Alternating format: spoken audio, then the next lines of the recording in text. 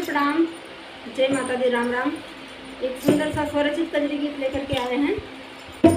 बहुत चुटकुला गीत है। आप लोगों को कैसा लगा कमेंट करके जरूर बताइए। पति पत्नी का नोकझोंक है। अब की गर्मी में बात जिन बनावा पिया, एसी लगवावा पिया ना। अब की गर्मी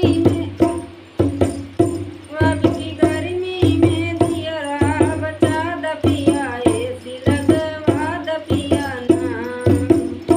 अब की गर्मी में बात जिन बनावा पिया, एसी लगवावा पिया ना।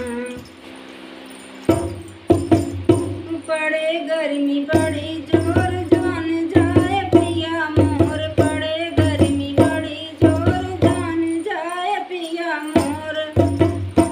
एकर कोनो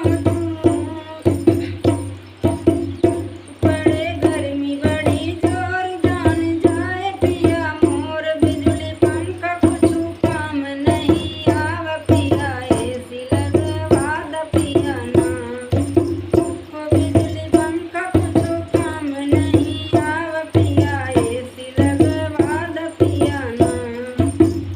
जैसे गंगा की धार पसीना बहे बार बार, जैसे गंगा की धार पसीना बहे बार बार।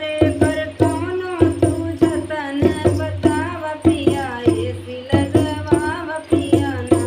एकर कोनो तू जतन बता द पिया, एसी लगवा द पिया ना।